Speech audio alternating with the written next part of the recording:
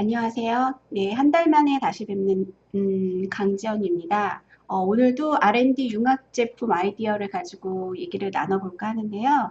오늘은 이제 여러 가지 제품 중에서 식품 쪽, 요즘에 식품 쪽 관심 있어 하시는 분들이 많아서 좀 아직 제품화가 되지 않고 이제 제품화하고 있는 여러 가지 연구되는 제품들이 있어서 그런 식품과 관련된 아이디어를 한번 나눠볼까 합니다. 자, 그래서 정부에서 올해 이제 미래산업 도약을 위한 식품산업 혁신이란 주제로 3차 식품산업 진흥 기본계획이라는 걸 발표했는데요. 정부에서 어떤 쪽에 식품을 밀어줄 것인가, 그리고 어떤 쪽에 이제 정책을 확대할 것인가 하는 걸 보여주는데요. 이제 보시는 바와 같이 5가지 정책을 놓고 그 정책 게 이제 소분류 21가지를 세목별로 이제 나눠서 세부적으로 추진하려고 하는 방향을 보실 수 있는데요. 첫 번째로 이제 유망 분야의 선제적인 육성 부분인데요. 우리가 이제 정책 자금은 이제 R&D 자금 쪽을 만약에 이제 과제 쪽으로 하신다고 하면 첫 번째가 많이 해당되지 않을까 하는 부분, 이제 많이 관심을 갖는 부분이기도 하고요. 첫 번째 이제 미래 유망 분야 선제적 육성이라는 쪽에 그 세부적인 걸 보면 미래 대응 유망 산업을 육성하겠다라는 건데 그 중에 이제 제일 많이 밀고 있는 게 가정 간편식이에요. 뭐 여러 가지 뒷부분에서 좀 자세히 나올 텐데 가정 간편식이 제일 유망하다고 육성하려고 하는 부분이고요. 그 다음에 두 번째로 4차 산업혁명과 관련돼서 이제 식품 쪽도 예외는 아니죠. 그래서 4차 산업혁명에 대응할 수 있는 이제 식품 쪽에서도 신기술 개발이나 신사업화를 지원을 하겠다라는 부분이 있고요. 그 다음에 식재료 산업의 효율적인 체계를 마련하겠다라는 부분이 있고요. 그 다음에 식품 기계 및 포장 산업 등 연관 산업의 성장 기반을 마련하겠다라는 부분이 있는데 아마 우리가 이제 과제의 아이템으로 선정을 많이 접목해서 할 수 있는 부분이다라고 하면 첫 번째가 제일 비중이 있지 않을까라는 부분이고요. 그다음에 이제 두 번째도 소개를 해보면 정책 두 번째는 식품산업 혁신 생태계를 조성하겠다라는 부분인데요. 이 부분은 이제 식품이나 외식 분야에 뭐 취업이나 그다음에 장년층의 취업 이런 쪽을 지원을 하겠다. 그래서 인재를 양성하겠다라는 부분이고요. 그리고 성과 중심의 R&D 지원 체계를 구축하겠다라는 부분이고 글로벌 역량 강화로 농식품 수출 및 해외 진출을 확대하겠다. 이제 수출과 관련된 부분이겠죠. 그리고 국가 식품 클러스터 활성화 기반을 마련하겠다라는 부분이고 수요자 맞춤형 정보 전달 체계를 구축하겠다. 라는 부분인데요. 이제 말 자체는 좀 어려운 것 같아 보여도 우리가 주변에서 다 이제 식품과 관련돼서 지금 진행이 되는 부분들입니다. 그 다음에 이제 세 번째 큰 정책이라고 하면 식품 외식 산업의 균형 잡힌 성장 지원을 하겠다라는 부분인데요. 이거는 이제 뭐 식품이나 외식 업계의 뭐 협력 모델이나 이런 것들을 발굴하겠다. 그리고 지역별로 고르게 발전하는 식품 산업을 육성하겠다라는 정책이고요. 그 다음에 이제 직접 생산하시는 부분에 관련된 정책이라고 볼 수 있는데 네 번째는 농업과 식품 산업의 연계 강화라는 부분을 내세우고 있는데 이제 뭐 실제로 농산물을 재배하시는 분들이나 지역적으로 농업이 발달되어 있는 그런 부분들을 뭐 가공을 하거나 판매 쪽에 플랫폼을 지원을 하겠다. 그리고 전통식품과 전통주 같은 것들 그런 것들을 조금 더 그런 산업을 성장시키겠다라는 부분이고요.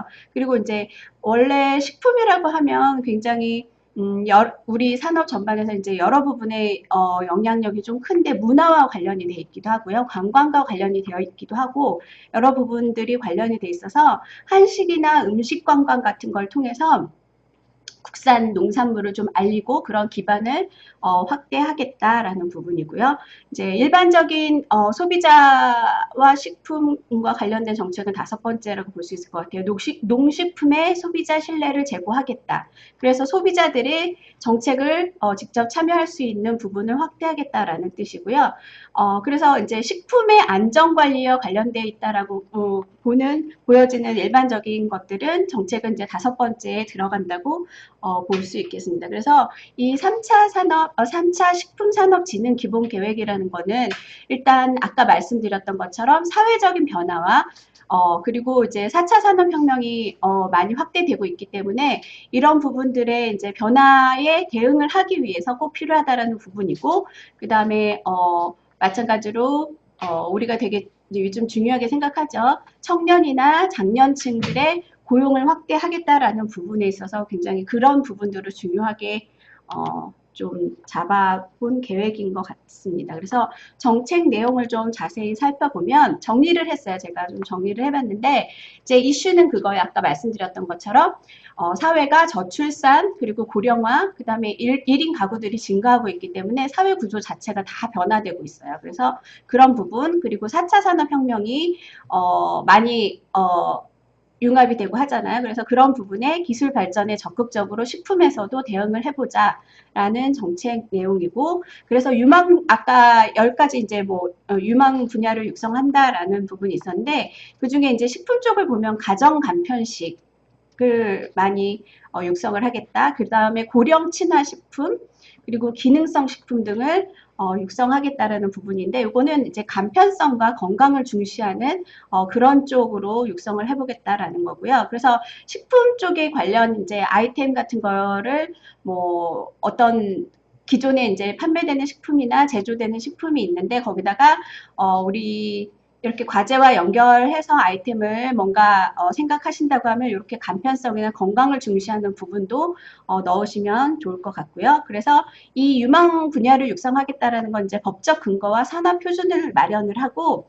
품질 유지를 위해 기초 기술에다가 R&D를 투자하겠다라는 부분이거든요. 그래서 요즘에 이제 4차 산업혁명과 관련이 돼 있어서 음식을 식품을 어떻게 4차 산업과 연결을 할 수 있을까라는 부분에 있어서는 일단 4차 산업혁명은 이제 물론 IT나 ICT나 여러 가지 그런 과학과 접목이 되는 부분인데 이제 식품에 있어서는 요즘 많이 쓰는 말이죠. 푸드테크라는 말을 많이 쓰는데 푸드테크라는 거는 이제 이따가 자세히 말씀드리겠지만 이제 식품 관련 산업에 있어서 우리가 식품 관련 산업이라고 하면 식품을 가공하거나 그 다음에 유통하거나 소비하거나 그 다음에 판매하는 모든 그런 관련 산업에 IT를 접목한다라는 부분인데 IT만 접목하는 게 아니라 푸드테크라는 거는 어떤 과학적인 기술이나 기술들이 그 산업에 들어간다는 부분이거든요. 그래서 그 산업을 새롭게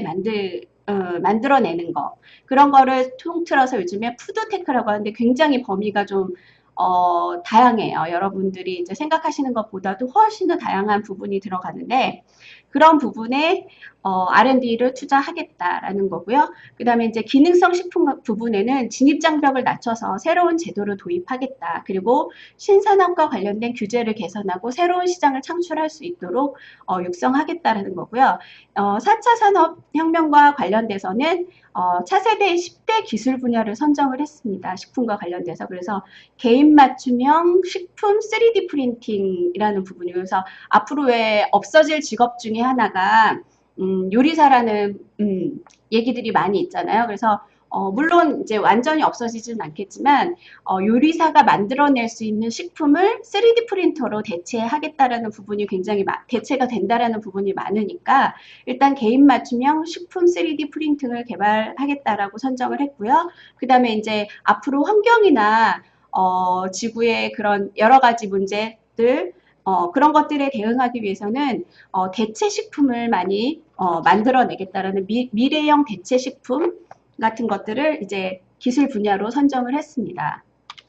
자, 그리고 두 번째 이제 조금 정책 내용을 정리를 해보면 아까 말씀드렸던 것처럼 음식과 식품과 관련된 산업이 IT와 접목이 돼서 이제 새로운 산업을 창출하게 되는 걸 푸드테크라고 말씀드렸는데 그런 영역을 더 확대하고 그다음에 지금 많이 연구와 이제 제품화하는 기업들이 대부분 다 스타트업 기업들이에요. 그래서 스타트업 기업을 더 활성화하겠다라는 부분인데 현재 많이 이제 국내에서도 많이 이용되는 부분이 푸드테크에 있어서 원격 주문이거나 뭐 배달 대행 등을 제일 많이 이용을 하죠. 뭐 요기요라든가 그다음에 이제 뭐 배달의 민족처럼 그 시장 규모가 굉장히 커지고 있는데 그런 쪽뿐만 아니라 이거를 조금 더 좀 확대해서 스마트 키친이라 이런 부분으로 영역을 조금 더 확대하겠다라는 부분입니다. 그래서 뭐 식품 쪽 관련되신 그런 쪽으로 이제 더 확장시켜서 생각을 하시면 좋을 것 같고요. 그 다음에 식재료 산업을 효율적으로 지원할 수 있게 체계를 마련하겠다라는 부분인데 이제 요거는 지역 특산물 같은 경우죠. 그런 것들을 가지고 그런 걸 소재로 해서 이제 가공을 하거나 반가공을 하거나 완전 가공은 아니라도 반가공을 하거나 식재료화 할 수 있도록 지원을 확대하겠다라는 부분이고요.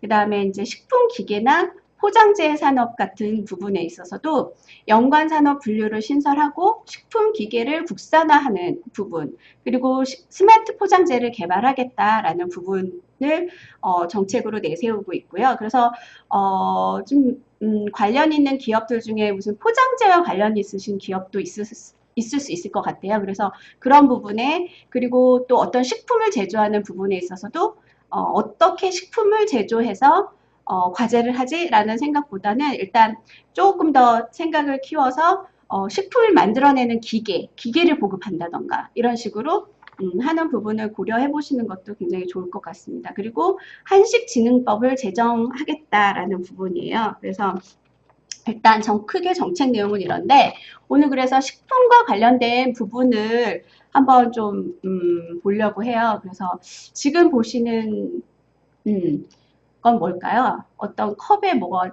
담겨 있죠. 네. 요거는 포도 한 송이도 쓰지 않은 하나도 쓰지 않은 합성 와인입니다. 그래서 요거는 실제로 제품화가 완전히 되지는 않았어요. 그런데 시험 판매도 하고 있고 계속 이제 그 와인의 종류가 여러 가지이다 보니까 그 와인에 우리가 알고 있는 유명한 와인들을 다 하나하나 합성 와인으로 만들어가고 있는 스타트업 기업이 있어서 그 기업에서 이제 만들어내는 와인 중에 하나 판매를 하는 게 $50에 판매를 하는 게 있어요. 그래서 그 부분을 한번 좀 살펴봤는데 동페리뇽이라고 하는 와인 좋아하시는 분들은 좀 유명한 와인이라 아실 거예요. 그래서 이런 부분을 $50에 판매하고 있는데 이 와인은 합성 와인이지만 그러니까 포도가 한 송이도 들어가 있지 않기 때문에 원래 와인이라고 하는 거는 포도를 써서 발효를 시키잖아요. 근데 이제 포도가 들어가지 않고 발효도 아무것도 들어가지 않는 건데 물로 만들어요. 물론 물만으로 다 만들 수 있는 건 아닌데 식품 중에서 이제 이것도 과학 기술을 이용한 거예요. 그래서 분자화한다라는 말 요즘 많이 쓰잖아요. 그래서 물을 가지고 분자화해서 우리 유명한 와인들을 하나하나 분석을 해요. 그래서 그 와인들을 만약에 이제 아까 말씀드렸던 동페리뇽이다. 그러면 그걸 실제로 와인을 좋아하는 사람들이 마셨을 때 어떤 맛이 나는지 그리고 단맛은 어느 정도인지 그런 것들을 이제 똑같이 만들어내기 위해서 그리고 향은 어떤지 풍미는 어떤지 농도는 어떤지 이런 것들을 거의 유사하게 실험실에서 맞추려고 노력을 합니다. 그래서 이 와인은 아바 와이너리라고 하는 실제 와이너리는 아니에요. 포도가 하나도 들어가지 않기 때문에 그 이제 회사에서 여기도 스타트업 기업이라서 지금 연구를 한창 하고 있어요. 그래서 이거는 이제 이 와인 같은 경우는 미래 대체 식품이라고도 할 수 있어요. 왜냐하면 지금 지구 환경이 굉장히 안 좋아지고 있고 건강에는 이상이 없을 것 같아요. 왜냐하면 물로 만들었고 유해한 건 들어가지 않아요. 그리고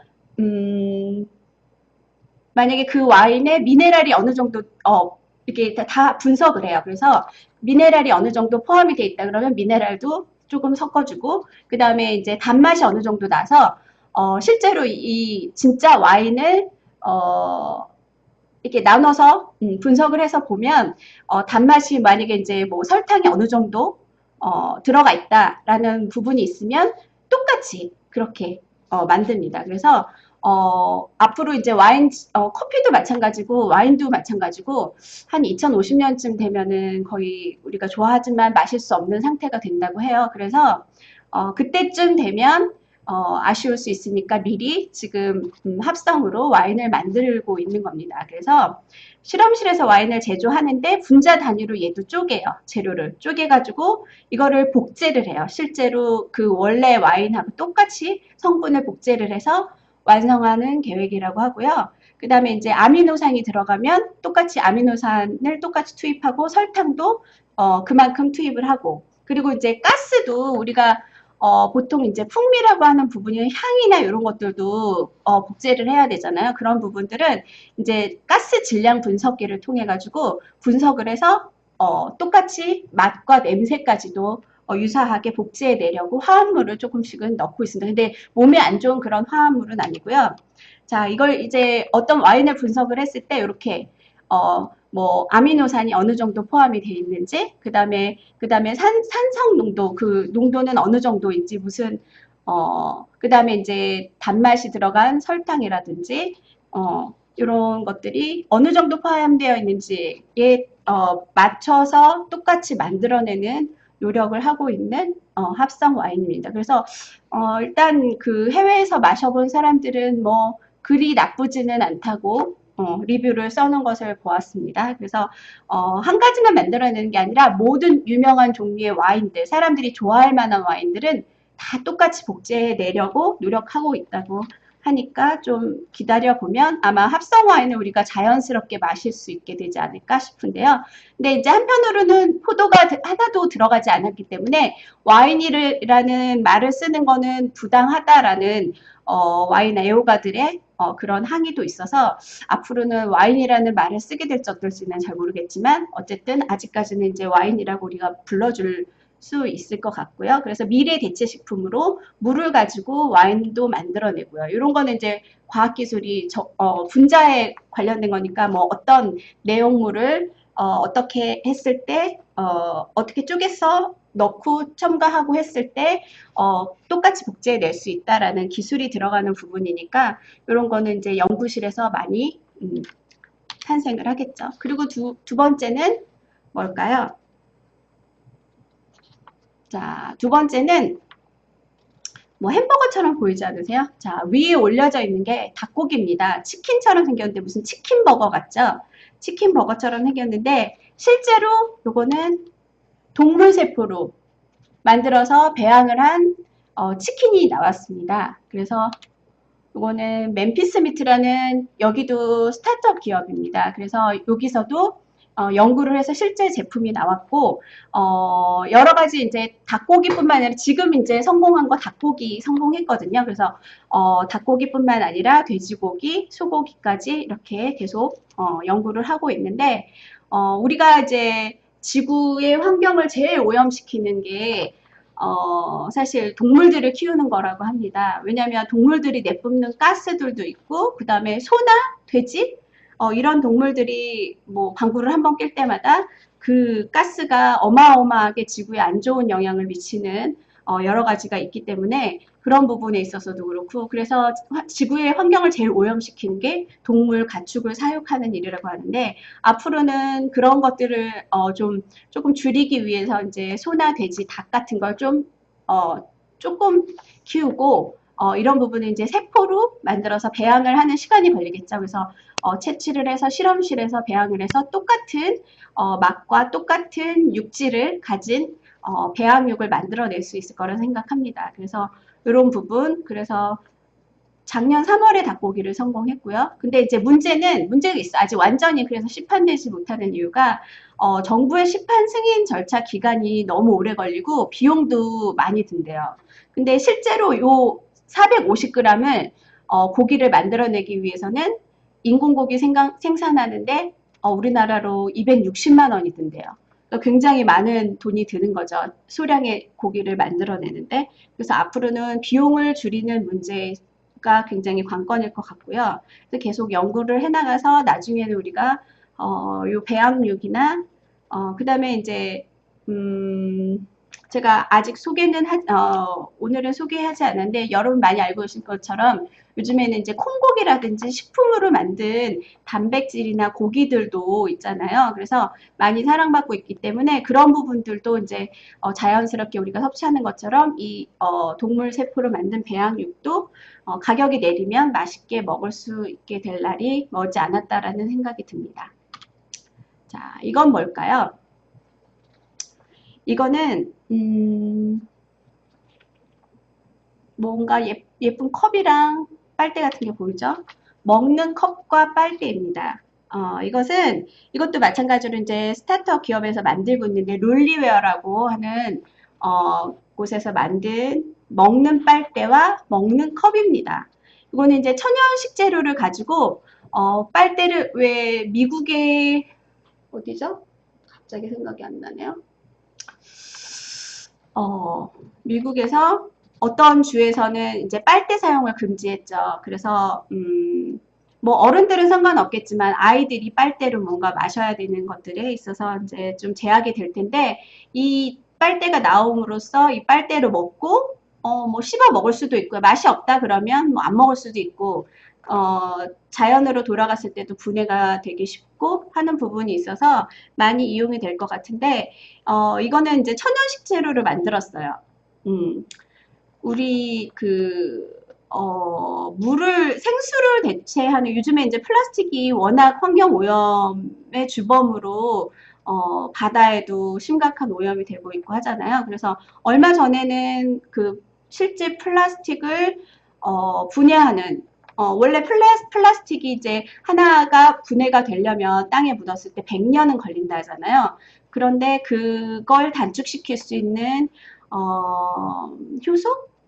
이런 게 나와가지고 조금 단축될 거라고 하는데 어쨌든 우리가 플라스틱을 줄여야 하다 보니까 먹어버리거나 아니면 땅에 묻었을 때 금방 썩거나 할 수 있는 그런 제품들이 있으면 좋겠다라는 데서 출발을 한 것 같아요. 그래서 이거는 바닷속 해초하고 과일, 채소 맛을 내가지고 아이들이 정말 먹었을 때도 거부감 없이 맛있게 만든 그런 빨대와 컵입니다. 그래서 우리 생수 중에서 플라스틱 오염이 심하니까 생수 중에서 먹을 수 있는 생수라고 들어보신 적 있으신가요?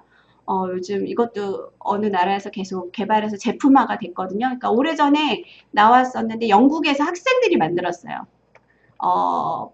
물이나 음료수를 플라스틱에 담지 않고 잘 썩는 것이나 아니면 먹어버릴 수 있는 것으로 만들 수 있는 건 없을까 해서 오호라고 하는 것들을 좀 아실 거예요. 그래서 제가 과학 수업에서도 실제 만들어가지고 아이들이랑 먹은 적도 있는데 이것도 뭐 다시마나 미역, 그 다음에 이제 톳 같은 그런 해조류에서 미끈미끈한 것 중에서 이제 약간 비리기는 한데 거기서 뽑아내요. 그걸 뽑아내서 알긴산 나트륨이라고 하는데 그걸 뽑아내가지고 그걸과 그 다음에 이제 칼슘, 젖산 칼슘을 넣어서 만들어요. 근데 만들기도 굉장히 쉬워요.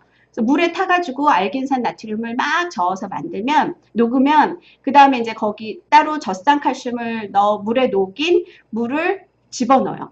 그러면 그 물은 이제 생수겠죠. 그래서 그 물을 집어넣으면 바로 이렇게 몽글몽글몽글해지면서 투명한 막 같은 게 이렇게 생겨요. 근데 이제 그 아이디어는 아이들이 개발했다고 했잖아요. 그래서 영국의 왕립국제학교 다니는 애들이 이제 몇 명이 만들었는데 계란 노른자를 가지고 아이디어를 얻어서 만들었어요. 계란 노른자가 보면 안에 이제 굉장히 액체들이 들어있는데 처음 딱 깼을 때는 어떤 막 같은 게 있어서 모양이 탱글탱글하게 만들어져 있잖아요. 근데 그게 굉장히 얇은 막이거든요. 그래서 거기서 계란처럼 이렇게 생수를 그 안에 막 같은 거, 얇은 막 같은 거에다 넣어서 만들면 되겠다라는 생각에서 출발을 한 건데 알긴산 나트륨에서 이제 알긴산이 나트륨을 이렇게 과학적으로 조금 설명하자면 나트륨을 같이 짝을 짓고 있는데 칼슘이라는 걸 만나면 나트륨을 버리고 칼슘이랑 굉장히 깊은 유대 관계가 돼요. 그래서 손을 놓지 않아요. 그래서 걔네끼리 이렇게 둥그런 막을 만드는데 그 막은 먹어도 되게 좋아요. 왜냐하면 몸속에 있는 나쁜 것들을 다 장에 있는 것들을 배출을 시켜줘요. 그래서 뭐 배출을 하는데도 좋고요. 건강상에도. 예, 약간 맛만 조금 좋게 만들면 좋을 것 같은 생각이 제가 먹어보니까 그 해조류의 비린 맛이 좀 나요. 그대로 하면. 근데 이제 다른 스페인인가 어디서 만들고 있는 거는 주스도 그 오호에다가 만들고 그 다음에 커피 마실 수 있는 것들은 다 그러니까 너무 뜨거운 거 말고는 다 그 오호라는 막을 만들어서 그래서 그게 하루 정도 지나면 되게 단단해져요. 그래서 터지지 않아요. 그래서 뭐 던져도 터지지 않고 그래서 그걸 먹고 쭉 짜먹거나 아니면은 맛이 괜찮다 하면 그냥 먹어도 돼요. 씹어서 먹어도 되는데 맛이 좀 없다라고 생각되는 사람은 그냥 그 안에 있는 내용물만 먹고 그거는 버리면 돼요. 버리면 토양에서 딱 4주 만에 분해가 된대요. 그게. 그래서 환경에도 굉장히 좋은 거라서 그것과 관련 있는 요 빨대도 거기서 나온 아이디어인 것 같아요. 그래서 그렇게 해조류의 성분, 식재료를 천연 식재료를 이용해서 만들었는데 여기 보시면 이제 지금 색깔이 노란색도 있고 뭐 하늘색, 초록색도 있고 빨간 체리색도 있잖아요. 근데 이렇게 담아서 아이스크림이든 뭐 슬러시든 먹을 수 있는데 이게 물에 녹지 않아요. 당장은 녹지 않아요. 왜 녹질 않냐면 겉에가 제과점에서 하는 표면이 제과 코팅이 돼 있어요. 그래서 물에 젖거나 녹지 않아요. 그래서 이렇게 차가운 것을 넣어서 드셔도 되는데 자 종류가 뭐 밑에 써 있는 것처럼 타르트 체리나 유자 감귤 맛, 그 다음에 말록차 맛, 바닐라 콩맛 이렇게 있어요. 그런데 이제 이게 조금 색깔도 그렇지만 향도 그렇지만 담는 종류가 조금씩 달라요. 그래서 타르트 체리 같은 경우는 약간 상큼하고 달달한 것들 담게 돼 있고 바닐라 콩 같은 거는 약간 아이스크림이라든지 고소한 것들 이런 것들 담게 만들었어요. 얘네가 기능상으로. 근데 옆에 보시면 이제 재료는 글루텐 프리고요. 그 다음에 GMO 프리예요. 그리고 100% 자연 성분으로 만들어져 있어요. 자, 색상은 요 컵 같은 경우에는 이제 색깔을 낼 때 고구마나 사과, 무, 체리 이런 것들을 넣고요. 그 다음에 유기농 타피오카 시럽을 넣어요. 그리고 유기농 설탕을 넣고 그 다음에 이제 약간 필터에 통과한 정수된 물 같은 걸 좀 넣고 우뭇가사리가 들어가요. 우뭇가사리가 들어가면 이제 뭉글뭉글해지잖아요. 모양이 잡히게 되는 거고 그 다음 컵에 이제 다 들어가는 재료 이게 크랜베리 주스 해바라기 오일 그리고 아까 말씀드렸던 것처럼 표면에는 제과 코팅을 하는 그런 형태인데 이 컵을 이제 음료를 마시고 나서 먹어요. 먹으면 135칼로리래요. 그래서 칼로리도 많이 나가지 않아요. 왜냐하면 해조류이기 때문에 그리고 몸속에 있는 걸 배출을 해주니까 맛도 굉장히 좋아요. 아까 제가 설명드린 것처럼 뭐 크랜베리라든지 그 다음에 이제 뭐 고구마, 사과 뭐 체리 이런 것들이 들어가기 때문에 맛도 굉장히 좋고요. 그 다음에 요걸 만약에 먹기 싫다 그냥 먹기 싫다 그러면 이 업체에서 수거도 해요. 수거를 해서 요거를 이제 퇴비화 하거든요. 근데 퇴비하는데 60일 걸린대요. 그래서 먹지 않는 사람은 수거를 하고 근데 이 컵 하나가 15달러더라고요. 15달러 정도. 그러니까 가격은 그렇게 싸지는 않지만 어쨌든 환경을 생각하고 건강을 생각한다고 하면 사는 사람들이 꽤 있겠죠. 그래서 요거는 먹는 컵과 빨대 한번 소개해 봤습니다.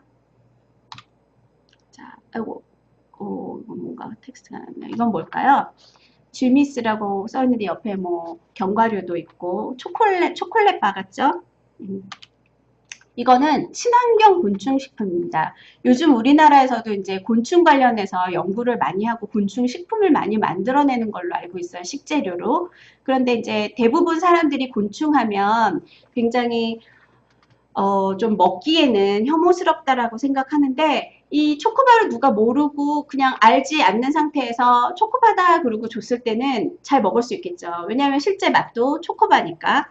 그런데 이제 요거는 지미니스 초콜릿 바인데 종류가 굉장히 여러 개 나와요. 망고바도 나오고 약간 모양이 다른 귀뚜라미나 그런 메뚜기 같은 모양의 그 간식처럼 우리 견과류처럼 그렇게 만들어져 나오는 것도 있고 여러 가지 종류가 많은데 이게 실제로 요거는 제품화돼서 스페인에서 판매가 되고 있어. 까르푸에서 판매가 되는데 요거는 이제 다크 초콜릿 들어가고 무화과 들어가고 귀뚜라미 가루가 들어간대요. 근데 이제 귀뚜라미 가루가 생각보다 되게 비싸더라고요. 제가 보니까 귀뚜라미 가루가 1kg에 75만 원이나 한대요. 그래서 이게 이제 가루가 들어가니까 뭐 씹히거나 이런 곤충의 전혀 느낌은 모르고 먹으면 없는 거예요. 대신에 영양 성분은 굉장히 좋아요.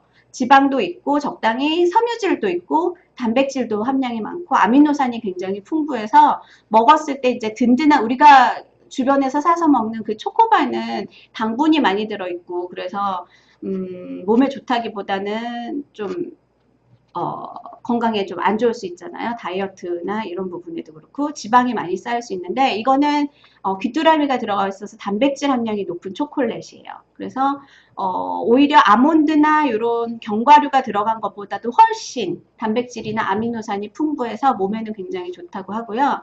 자, 그래서 이제 곤충을 먹는 이유는 대체 이것도 미래의 대체 식품이기는 하지만 일단은 이제 온실가스를 줄이고 최대한 줄이고 그다음에 수질 오염을 예방한다는 측면도 있어요. 그래서 이런 쪽에 많이 이제 외국에서는 관심을 갖고 있는데 우리나라에서는 사실 이렇게 아직은 많이 판매되거나 이제 재료가 그리고 먹거나 하는 제품으로 나오지는 않는데 일단 뭐 해외에서는 굉장히 많이 먹고 있어요. 그래서 유럽연합에서는 이제 뭐 곤충 식용에 관한 규정을 발효를 해서 굉장히 더 먹을 수 있는 재료들이 많아지고 기회가 많아질 수 있도록 그런 것들을 많이 확대를 하고 있는데 지금 현재 그럼에도 불구하고 전 세계에서는 약 20억 명이나 되는 사람들이 곤충을 식용을 하고 있대요. 그래서 식용하는 그 종류도 한 1000종이 넘고 그래서 우리나라만 조금 아직 닫혀 있고 해외에서는 많이 이런 곤충식품도 많이 섭취를 하고 있는 것으로 알려지고 있습니다. 그래서 여기 보면 이제 뭐 종류도 맛도 초콜릿맛뿐만 아니라 매운맛 귀뚜라미 애벌레 스낵이라는 것도 나와요. 그래서 약간 칠리 소스가 들어가 있어서 오히려 좀 개운한 맛을 좋아하는 사람들한테는 개운한 맛에 약간 제가 저도 먹어보진 않았지만 상상하기에는 매콤한 칠리 소스를 넣은 멸치 바삭하게 튀긴 거 있잖아요. 그런 맛 아닐까? 약간 그런 생각도 들고요. 그리고 이제 귀뚜라미 빵 같은 것도 많이 활성화돼서 판매가 되고 있다고 해요. 그래서 귀뚜라미가 몸에 그렇게 좋다고 하니까 나중에 이제 이렇게 제품화되면 한번 먹어보고 싶기는 합니다. 그리고 망고 맛이 나는 메뚜기 바도 나와서 사람들이 메뚜기인지 모르고 망고 맛으로 알고 네. 우리나라는 그렇죠. 번데기 볶음 많이 먹죠. 저도 번데기 되게 좋아하는데 번데기가 소고기보다도 단백질이나 아미노산이 많다고 하잖아요. 그래서 아직도 근데 그 번데기가 이상하게 생겨서 못 먹는 사람도 꽤 있더라고요. 근데 이제 앞으로는 좀 많이 달라지지 않을까라는 생각이 듭니다. 네. 자, 요건 뭘까요? 자, 딱 보기에도 자판기 같죠? 네, 이거는 자판기의 나라 일본에서 개발된 천원 반찬 자판기입니다. 뭐 이거는 흔히 잘 생각해 보면 나올 수 있을 만한 거잖아요. 요 천원 반찬 자판기는 주로 이제 옥한이라는 곳에서 만들었는데 소형 사무실에서는 사실 이렇게 자판기로 안 돼 있고요. 이렇게 돼 있어요. 웬 남자가 이제 반찬과 그 다음에 옆에 전자레인지가 있고 밑에 조그마한 냉장고 같은 게 있잖아요. 칸칸으로 된. 요 밑에 있는 게 냉장고 자판기인데 이 자판기는 그냥 냉장고라고 볼 수 있어요. 반찬 냉장고인데 소형 사무실 그러니까 뭐 회사 규모가 작은 그런 데서는 이제 개별적으로 이제 주문을 해요. 주문을 하면 이렇게 냉장고에다가 몇 종류의 반찬을 갖다 넣어줘요. 그러면 그 중에서 먹고 싶은 반찬을 골라서 뺀 다음에 따로 돈을 지불하거나 이런 데는 없어요. 위에 전자레인지에 보시면 분홍색 통이 보이죠. 그게 저금통처럼 생겼어요. 그래서 거기다가 1000엔을 집어넣어요. 자기가 먹고 자동으로 넣는 거예요. 넣고 스스로 넣는 거고 그 다음에 그걸 데워야 한다라고 했을 때는 그 전자레인지 옆에 이제 플라스틱 용기가 있어요. 그래서 거기다가 뜯어가지고 넣어서 전자레인지에 데펴서 먹는 사람들이 그러니까 한 가지씩만 사도 여러 명이 같이 먹을 때는 각각 자기가 한 종류씩이나 두 종류씩만 사도 되겠죠. 그래서 반찬값이 굉장히 이제 밥만 싸우면 절약이 될 수 있을 것 같은데 밥도 판대요.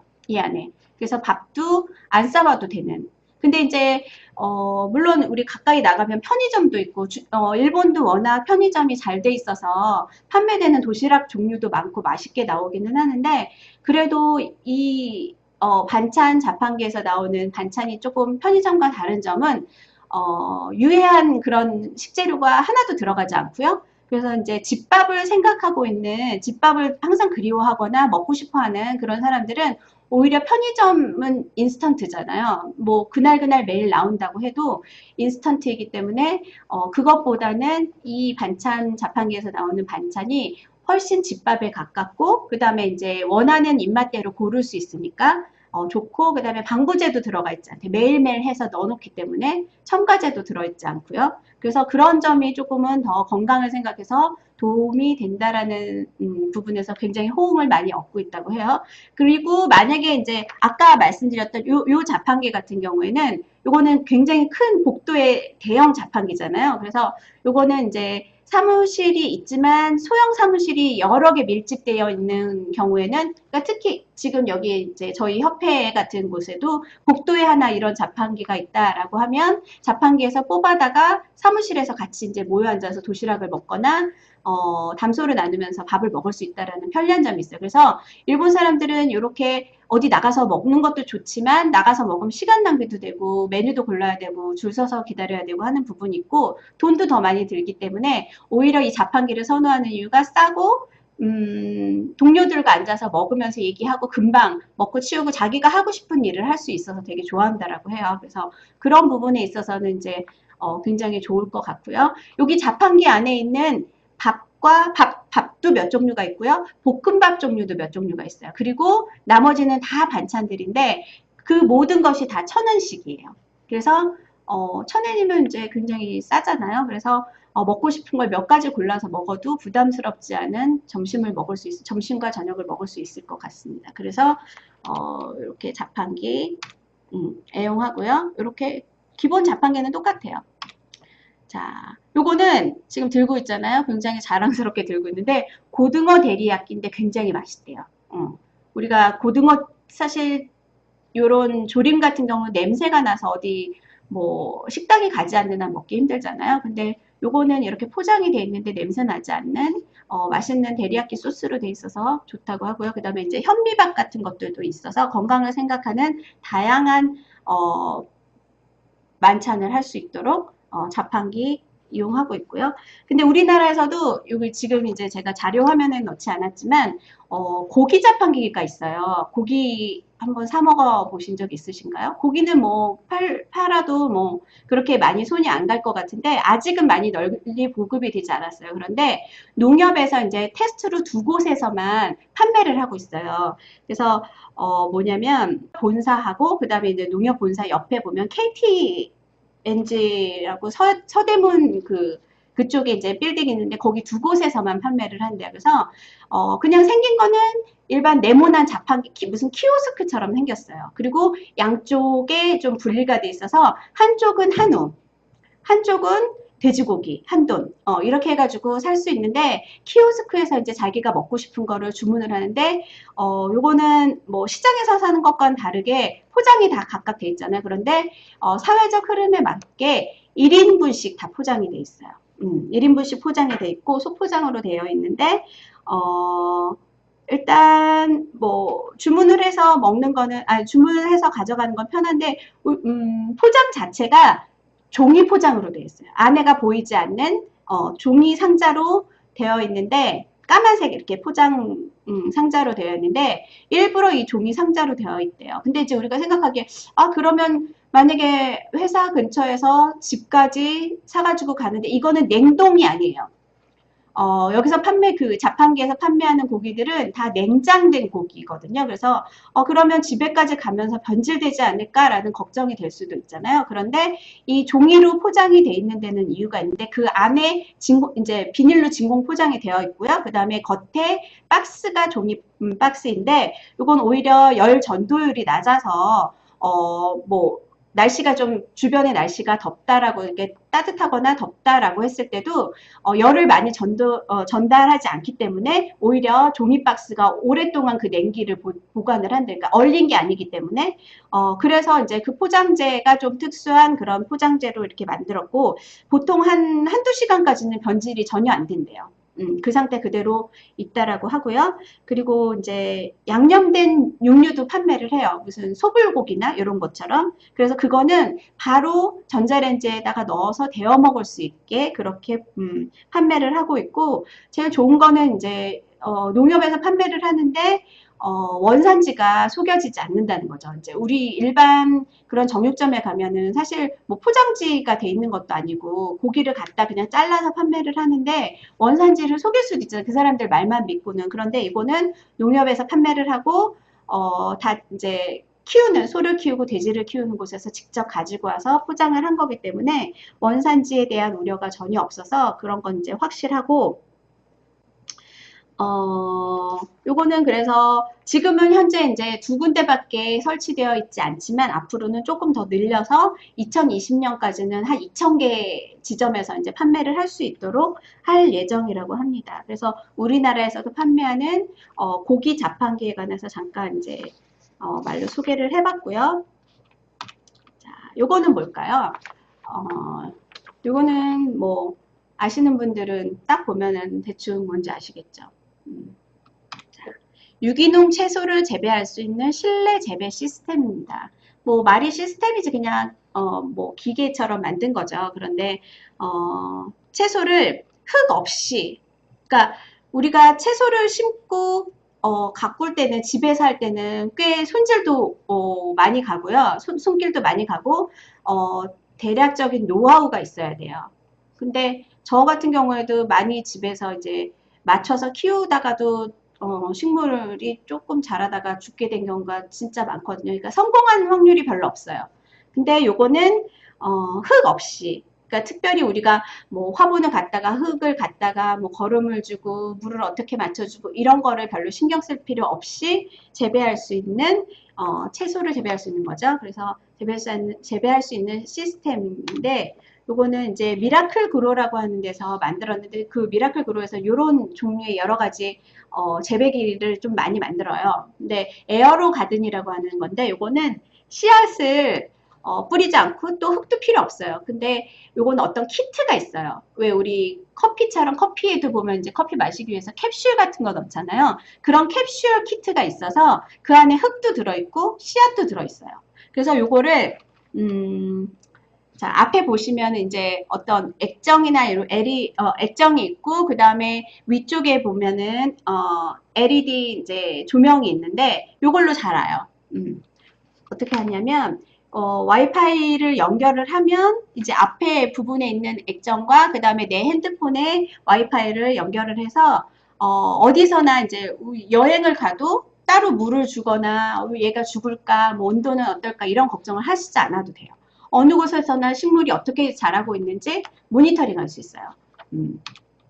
그래서 이렇게 전면에 있는 터치 스크린으로 이거를 이제 선택을 해요. 그래서 식물을 결정을 하고 나면 그 식물에 맞춰서 물도 나오고 물이 나오는 거는 보이진 않지만 위쪽으로 이렇게 물이 들어가는 부분이 있어요. 그래서 물이 나오고 그 다음에 제일 중요한 거는 위에 부분에 있는 불빛, LED 불빛이 식물에 따라 비춰지는 시간과 그 다음에 온도와 이런 것들이 좀 달라요. 그래서 그걸 식물을 결정을 하면 자동적으로 얘가 이 안에 다 이제 그런 노하우가 녹아 있는 거예요. 우리가 몰라도 상관없어요. 그래서 실패할 확률 없이 키울 수 있는 건데 요거는 이렇게 액정에서 이제 골라요. 고르면 여기 시간이 자동으로 세팅이 되죠. 그리고 어떻게 식물을 줄 것이냐, 어떻게 영양을 주고 물을 주고 그 다음에 조명을 해줄 것이냐 이게 선택이 되고요. 그리고 물은 4리터가량의 물탱크가 있어요. 그러니까 요 몸체 안에 보면 몸체가 좀 이제 부피가 있잖아요. 그러면 거기에 위쪽에 뚜껑이 있어서 뚜껑을 열고 거기다가 물을 넣어주면 4리터가량이 들어가요. 그러니까 물이 4리터면 꽤 많은 양이거든요. 그래서 뭐 특별히 이렇게 며칠 동안은 걱정을 하지 않아도 돼요. 며칠? 일주일? 모르겠네요. 어느 정도 분량인지는 모르겠지만 4리터니까 꽤 많이 들어가고 그 다음에 이렇게 키트가 있어요. 이거는 이제 에어로 가든 키트인데 그 식물 종류에 따라 종류가 굉장히 많아서 그 종류에 따라 나와요. 그러면 이 식물의 위쪽에 보면 이름과 그 다음에 이 식물이 이제 사이즈가 어느 정도 되고 그 다음에 며칠 동안 자랐을 때 뭐 이렇게 그런 것들이 나와요. 식물의 특성에 관해서 위에 적혀 있고요. 그러니까 사람이 직접 흙이나 씨앗을 뿌리지 않아도 되는 거고 그래서 요거를 이렇게 요 에어로 가든에 위에 구멍이 있어서 여기다가 각각 다 꽂아요.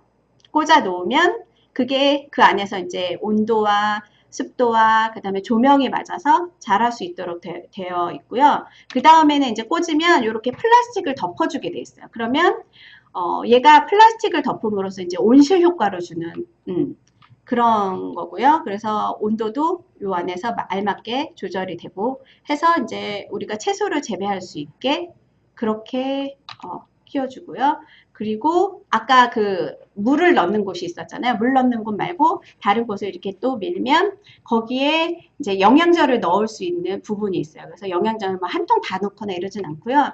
영양제는 이제 조금씩만 영양을 주면 되니까 뭐 뚜껑 하나 정도 넣어 놓으면 그게 어느 정도 가는 효과가 있어서 액체 영양제 탱크도 있고요. 이렇게 해서 이제 유기농 채소를 우리가 실패하지 않고 우리 기술 없어도 노하우 없어도 이 기계가 알아서 다 키워주는 그런 시스템입니다. 그래서 오늘은 이제 키워주는 거, 뭐 어떤 포장, 그 다음에 먹는 포장과 관련된 거, 그리고 이제 어떤 제품을 분자로 나눠서 이제 기술이 접목된 그런 것들, 그 다음에 이제 미래에 대체할 수 있는 식품들로 만드는 그런 제품들을 봤는데요. 일단 아까 푸드테크의 개념이 굉장히 넓다라고 말씀을 드렸잖아요. 그래서 푸드테크는 이제 뭐 우리가 알고 있던 것처럼 뭐 ICT나 로봇이나 뭐 이런 것들뿐만 아니라 그런 걸로 이제 자동화할 수 있는 부분들은 다 연결을 지어서 뭐 아까 지금처럼 식물을 재배할 수 있는 것처럼 뭐 농가에서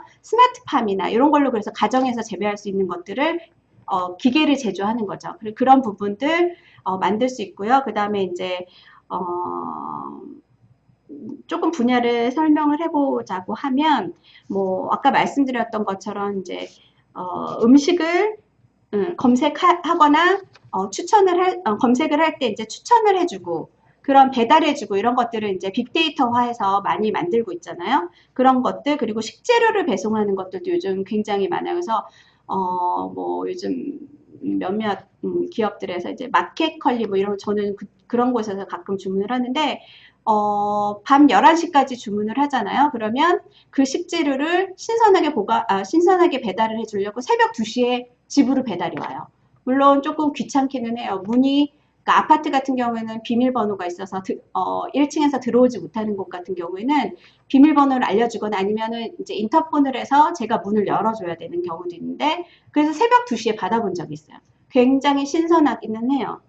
그걸 사람이 직접 갖다 주니까 그런 부분들 있는데 이제 기능성 식품이라든가 대체 식품 그리고 요 푸드테크 이제 분야를 좀 보면 아까 말씀드렸던 것처럼 스마트팜이랄지 그 다음에 스마트 키친 우리 가정에서는 제일 와닿는 게 이제 삼성이나 LG에서 판매하고 있는 프리미엄 가전으로 판매하고 있는 스마트 냉장고가 있잖아요. 거기서 뭐 식재료가 뭐뭐 있다라는 걸 체크를 해주기도 하고 알려주고 그 다음에 요리법도 레시피도 알려주고 이런 부분이 있고 그리고 이제 레스토랑 인프라 같은 것들 그리고 스마트 셰프 이제 스마트 셰프라고 하면은 뭐 로봇이라든지 아니면 자동화해서 나오는 것들 그 다음에 이제 무인 판매점 아까 자판기를 포함해서 이제 요즘 대부분 대학가나 이런 데 가서 저도 가끔 이제 마시는데 가격이 굉장히 싸요. 커피 전문점에 따로 가지 않아도 커피가 한 잔에 아메리카노가 900원이에요. 그런데 들어가자마자 사람들이 이제 쭉 기다리는 사람들은 줄을 서는데 주문을 할 때 줄을 서지는 않아요. 왜냐면 들어가자마자 기계가 이렇게 몇 대가 있어요. 그래서 누르면 내가 원하는 주문을 하면 뭐 카드든 뭐 현금이든 결제를 해서 주문이 들어가요. 그러면 그 안쪽에 이제 주방 같은 곳에서 일하는 사람은 한 사람 그리고 바쁠 때는 두 사람 정도 돼요. 그러면 그 주문이 자동으로 들어가면 그 사람들은 주문을 신경 쓰지 않아요. 그러면 커피만 만들어내면 되는데 그 커피라고 해도 이제 우리가 알고 있는 바리스타처럼 막 전문적인 걸 만들어서 주는 건 아니잖아요. 그래서 기계에서 바로바로 나올 수 있도록 그래서 굉장히 빨리빨리 그러니까 주문은 받지 않으니까 커피를 뽑아서 주거든요. 그러면 그것도 이제 사람들이 조금 기다리다가 가져가고 이렇게 그 매장에서 마시는 것도 아니기 때문에 굉장히 회전율도 빠르고 가격은 낮지만 오히려 사람들이 굉장히 박리담회처럼 엄청 많이 가는 곳인데 이제 저도 그거는 굉장히 편리한 시스템이라고 생각해서 앞으로는 뭐 식품들도 다 마찬가지로 요즘 많이 변화하고 있는 추세잖아요. 키오스크로 주문을 해서 그냥 요리만 사람이 바로 해서 전달을 해주는. 근데 뭐 요리도 앞으로는 사람이 한다기보다 이제 기계로 뭐 맥도날드나 이런 데처럼 표준화되어 있는 것들이 쭉 이렇게 기계로 요리돼서 나오는 그런 시스템으로 바뀌지 않을까 싶고요. 이제 공항 같은 데서도 로봇이 커피를 실제로 뽑아주는 매장이 생겼잖아요. 그래서 그런 것처럼 사람이 하는 부분들이 굉장히 이제 좀 줄어들어 가는 부분이 있고요. 그래서 아까 말씀드렸던 것처럼 그리고 무인 판매점 그리고 스마트 센서 같은 것들도 다 이 푸드테크에 속하고요. 그 다음에 이제 스마트 쿠킹이라고 그래서 아까 소개해드렸던 분자 요리 같은 거죠. 분자 단위로 나눠가지고 그 재료를 만들어내서 똑같은 식감과 맛을 낼 수 있도록 만드는 요리 그리고 3D 프린팅으로 만들어내는 요리 이런 것들을 스마트 쿠킹이라고 하고요. 조금 생각해 볼게 우리가 이제 그 음식을 만들어내는 기계 같은 것들, 그러니까, 식재료만 만들어내는 회사에서 그런 기계를 만드는 게 어렵다고 생각될 수도 있지만, 좀 생각을 넓히면 우리나라에서만 먹을 수 있는 거를 기계를 수출하면 세계 어느 나라에서도 먹을 수 있는 부분들이 있잖아요. 그래서 그런 기계를 만들어낼 수 있는 거. 그래서 우리 인류 최초의 기계는 이제 그런 요리를 하는 요리와 관련된 최초의 기계는 이제 재분기였대요. 재분기. 그러니까 재분기여서 그런 부분들의 생각을 좀 넓혀보면 좋을 것 같고요. 그리고 미래 대체 식품으로 이제 아까 말씀드렸던 배양육이나 곤충 같은 거, 그리고 식물로 만들 수 있는 것들, 그리고 스마트 장치 같은 거, 이제 장비 같은 것들, 요리와 관련되어 있는 장비, 그리고 포장을 조금 더 획기적으로 개선을 해서 할 수 있는 부분들 있으면 아까 말씀드렸던 정책이나 이런 것들도 다 마찬가지 우리 알고 있는 R&D 그 과제에서 중요하게 생각하는 부분들은 고용 있잖아요. 고용 그리고 이제 차별적인 제품들 만들어서 어떻게 수출을 할 것이냐 이런 부분들이잖아요. 그래서 수출을 할 수 있으려면 식품들 같은 경우는 이제 유통기간이 너무 짧으면 그걸 수출을 할 수 없잖아요. 뭐 지금 우리가 먹을 수 있는 것들 보면 이제 한 달이나 뭐 보름, 한 달, 두 달, 긴 거는 두 달까지 간다고 해도 그걸 수출하기는 좀 힘든 부분이 있어요. 그래서 그 유통기간을 뭐 6개월이든 1년이든 1년 이상 더 늘릴 수 있어야 그걸 수출을 할 수 있으니까 그렇게 보관할 수 있는 그 기간을 더 늘릴 수 있는 방법이라든지 아니면 포장재를 바꿔서 아니면 뭐 뭔가 요리의 비법, 그러니까 레시피를 바꿔서 그 유통기한을 늘릴 수 있는 방법 같은 거 연구를 하시면 그런 거에도 과제를 적용을 할 수 있을 것 같고요. 근데 요즘 나오는 거 보면 우리나라에서도 이제 샘표, 그 겉에는 보이지 않지만 걔네들이 포장재를 바꿨다고 해서 그래서 샘표의 그 뭐죠? 간장인데 회를 찍어 먹는 간장 있죠. 회간장 같은 건 사실 회를 먹을 때 조금씩밖에는 안 먹기 때문에 오랫동안 보관을 하긴 힘들어요. 이렇게 뜯어 놓으면 간장 같은 것. 어떤 음식이든지 음식은 산소와 만나면 산화되거나 산패되잖아요. 그래서 건강에도 안 좋고 보관이 힘든데 샘표 그 회간장 같은 경우는 용기 안쪽에 이렇게 케찹처럼 돼 있어요. 병이. 그래서 용기 안쪽에 우리가 눈에는 확인할 수 없지만 걔네가 어떤 시스템을 넣냐면 그 용기에 따라서 이제 그 간장이 들어있고 얘가 그냥 이렇게 거꾸로 들어도 쏟아지지 않아요. 꽉 눌러야만 나오는데 눌렀을 때 얘가 쭉 나오면서 옆에 공간이 생겨요. 이렇게 간장 내용물이 줄어들 때마다 그 공간이 점점 더 많아져서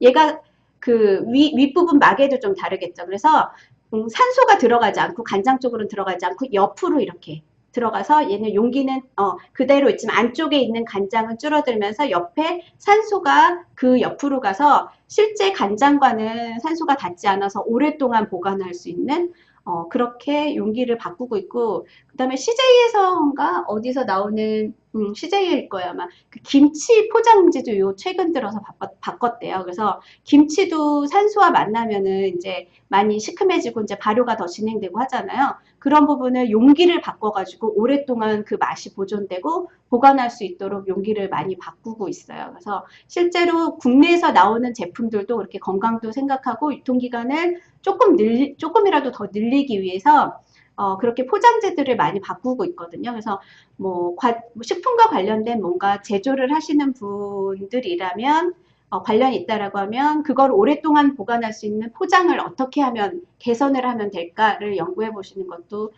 좋은 방법일 것 같습니다. 그래서 오늘은 식품과 관련돼 가지고 이제 몇 가지 이제 정부에서 지정한 뭐 정책이나 이런 것들 좀 살펴보면서 지금 많이 연구하고 있는 세계 여러 이제 나라에서 연구하고 있는 식재료와 뭐 여러 가지 포장과 이제 스마트팜과 관련된 이제 스마트 키친이나 이런 푸드테크와 관련된 것들을 많이 좀 나눠보려고 했는데 시간이 그래서 뭐 여러분이 이제 많이 관심을 가지고 보시다 보면 더 다양한 것들이 나올 수 있을 거라고 생각합니다. 그래서 관련 기업들이 있으시면 그런 식으로 이제 확장해서 생각을 해서 아이디어를 많이 내셔서 아이템을 찾아보시면 좋을 것 같습니다. 네, 오늘 그럼 방송을 마치도록 하겠습니다.